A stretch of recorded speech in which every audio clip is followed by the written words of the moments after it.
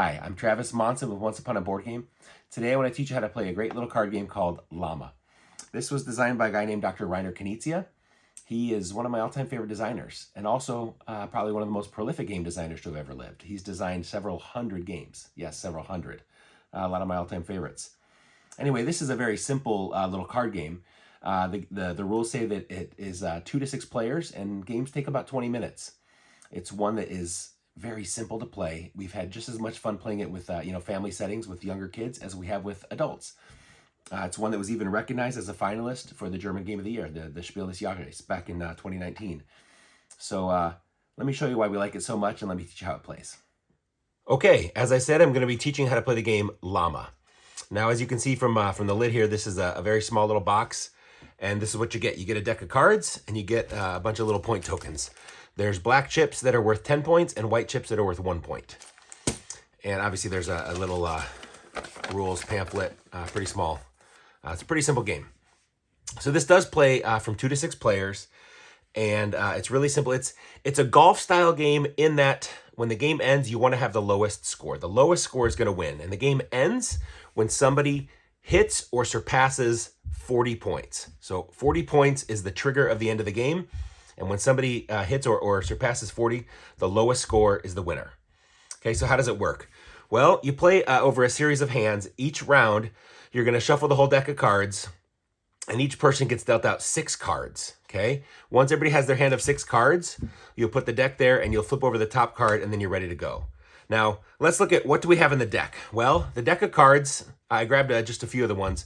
There's cards numbered from 1 to 6, and there's also llama cards, okay? And if you're a card counter, there are exactly 8 of every single type of card in the game. So there's 8 ones, 8 twos, all the way up to 8 llamas, and so on, right? And so how does it work? Well, on your turn, with your hand of cards that you have 3 options. You can either, 1, play a card, 2, draw a card, or 3, you quit for the round. In essence, you pass, okay? So those are your options. You either play, draw, or pass, okay? And that's how once you've taken your turn, the next person goes, and so on until the round ends. And how does the round end? Well, the round ends in one of 2 ways. First of all, if any one person at the table has played their last card, the round instantly ends, okay? Otherwise, when every single person at the table has passed, that also ends the round. So either when everybody passes or when one person plays their last card and they're out. That's what ends the round, and then you'll score the round. And if somebody has hit 40 points, whoever has the lowest score wins. If nobody has hit 40 yet, you'll grab all the cards, shuffle them again, deal out 6 cards, and play again. Okay. There is one thing I forgot to mention, and that is who plays first. Well, the rules say that at the start of the game, the youngest player goes first. Okay, so when you first start, whoever's youngest goes first. But then for all subsequent rounds, okay, again, because you keep playing rounds until somebody hits 40 points, right? So for all subsequent rounds, the person that goes first is the last person to have played a card in the previous round. So if somebody went out, of course, they played the last card, they would start the next round. If the round ended because everybody passed, then whoever played the last card before passing, they would go first. Okay, so again, at the start of the game, the youngest player goes first. After that, whoever played the last card in the previous round goes first. So how do you play a card? Well, you can always play the same card that's on the discard pile or exactly 1 higher. Okay? So on a 6, I could play another 6, for instance. Okay? I cannot play anything else. Nothing else plays because it has to be the same number or exactly 1 higher. Well, 6 is the highest card, so how do we work with that? Well, that's where the llamas come in. The llamas kind of bridge the gap to get it back from 6 to 1. So on top of a 6, of course, you can play another 6, or you can also play a llama card. A llama card also plays on a 6. Okay. Then, of course, if a llama is what's on the discard pile, you can, of course, play another llama, or that's when you can wrap it back down to 1. Okay. Otherwise, you can only play the same number or exactly 1 higher. Okay. So on a 2, I could, of course, play another 2, or I can go to 3, and so on. You get the gist. Okay. So it goes all the way up, same number or exactly 1 higher. Or on a 6, you can play a llama, and then on a llama, you can play a 1. So the llama bridges it back from 6 to 1. Okay. And again, if maybe my hand looks like this, and I've only got 5s and 6s, I obviously can't play. I don't have a 3 or a 4, so I can't play. So instead of playing, that's when on your turn, you can draw a card. This is not like Uno where you can draw and play immediately. No, it's either play a card or draw. You cannot draw and play in the same turn, okay? So if I couldn't play, I drew, then my turn is over, goes to the next person, and so on, until you pass, or until somebody plays their last card. Okay, let's talk about how to score. Okay, again, the round ends when somebody plays their last card or everyone at the table has passed. And at that point, you add up the points in your hand, and you're gonna take point chips accordingly. Okay, so how does it score? Well, cards basically are worth face value. So 3s are 3 points, 2s are 2 points, and so on. Llamas are worth 10 points. So obviously that's not a good card when you're only gonna go to 40 points to trigger the end of the game. A 10-point card is not that good. However, cards only count against you once. What do I mean by that? Well, this person has 3 3s. So you would think that they're going to have 9 points against them. However, you only count each type of card once. So despite the fact that they have 3 3s, they only score 3 points because each card is only going to score 1 time. Okay? So this person would take, 3 point tokens, and that's their score. This person just has 1 of each, so they get 6 points. So they would grab 6 tokens, 2, 4, 5, 6. And then this person, so of course, 2 5s, that still only counts as 5 points. But then they have a llama worth 10 and a 6 worth 6. So this person would get 21 points. Ouch, not a very good hand. Okay, so at the end of the round, it would be 21 to 6 to 3, right?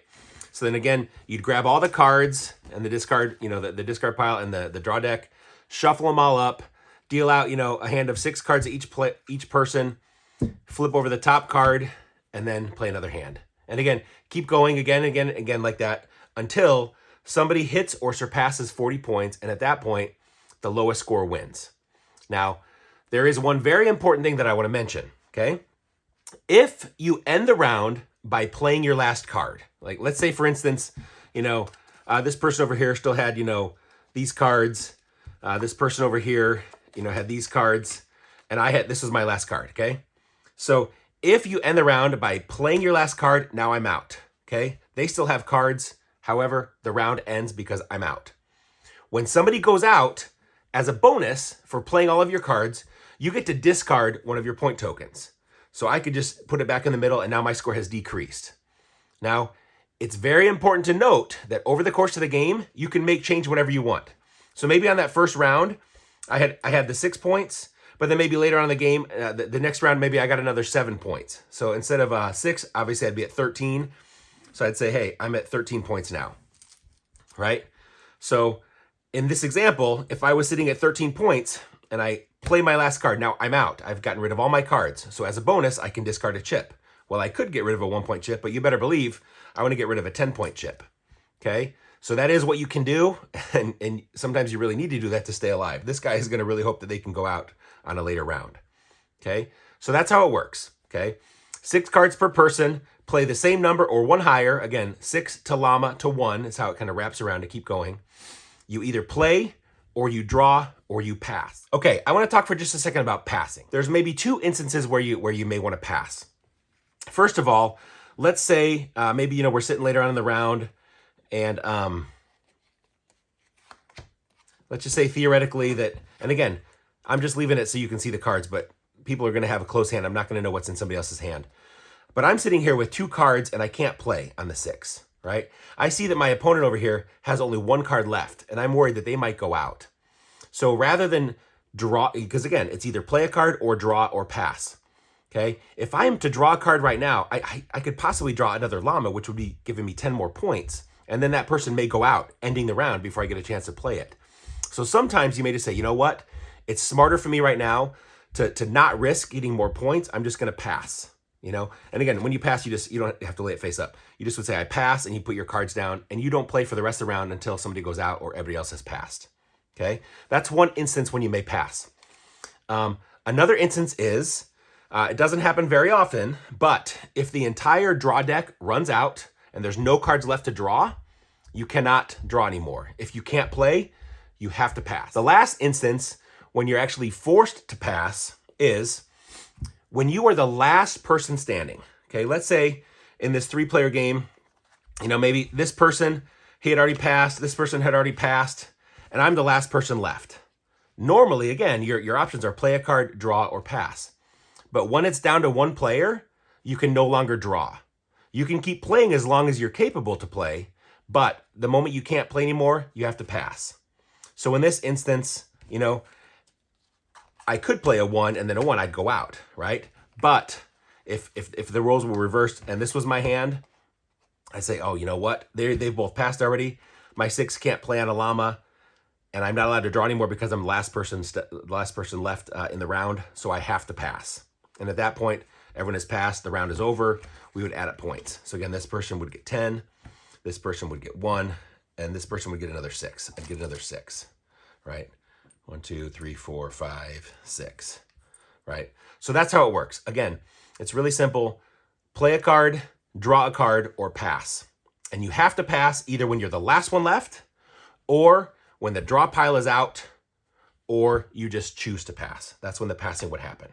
And again, if you end the round by playing your last card, now you're out. Okay, the round instantly ends. You get to discard one of your point tokens, and then everybody else would score. So, you know, this person would score, this person would get another 6. So 6, 7, 8, 9, 10 will make change. So with the extra 6 now they're up to like 33, for instance. So the game is almost over. Again, once it's over, grab all the cards, you know, the discard and the draw pile, shuffle them all, deal out 6 cards to every player, and then of course you'd always start with 1 card in the discard pile that would be the card that you'd be playing on. Maybe I'll just play through one hand to show you how one hand would work. Kind of all together. Okay, so here's how you would set up a round. Let's say it's a 3-player game. It's me against Allie against, let's say we're playing with Brett. Okay, so 6 cards each player. And again, the top card turned over for the discard pile. And Brett is the youngest. Again, so everybody would have their cards in their hand to not let anybody else see. But for purposes of this run through, I'll just play with an open hand so we can see what everybody has, so I know what to play. Okay. So at the start of the game, Brett's the youngest of all of us, so he could go first, okay? He can obviously play a 2 on the 2, so he'll do that. Then it's Allie's turn. She doesn't have a 2, but she can play a 3. I don't have a 3, but again, you can play the same number or 1 higher, so I can play a 4. Brett says, oh, I can play my 4 as well. Allie says, I can play a 5 on a 4. Okay, then it comes to me. I thankfully have a 5 as well. And Brett says, oh, sweet, I can play my 6. Allie says, I can get rid of my 6. Then it's back to me. I said, oh, yes, I can start getting rid of some of these llamas. 3 llamas to start the game. Wow. So I play a llama. Brett's like, sweet, I can play my 1. Okay, then it's Allie can say, oh, I can play my 1. I can play mine. Then it's back to Brett. Brett cannot play a 3 on a 1. So here Brett's looking. We all have 2 cards left. He's like, I can maybe take my chances. He says he's going to draw. So he draws a 2. Even though the 2 could play, he can't play it right now because his turn was to draw. Okay, so then it comes to Allie. Allie can't play on a 1 either. So she says, well, he just drew, so I'm going to draw as well. So the 1, again, the 1 could play, but she drew, so she can't play. I can't play on a 1, so I could pass if I want. And even though I have 2 llama cards, again, each type of card only counts against you once, so I would only have 10 points. But still, I don't want to get stuck with 10 points. And they both just drew, so I would also draw. Okay, then it's back to Brett. Brett says, sweet, I can play my 2 now. Allie says, dang it, the 1 that I drew, it won't play anymore. So she's going to take her chances and draw again. Okay, then it's back to me, and I say, sweet, I can play a 3. Brett's thinking, sweet, so can I. Allie says, ooh, he's down to 1 card, but I've got 16 points. She goes, I'm gonna take my chances and draw. Then it's back to me. I say, oh, he's down to 1 card. Is it going to be a 3? Is he going to be able to play? I sure hope not. I'm going to take my chances.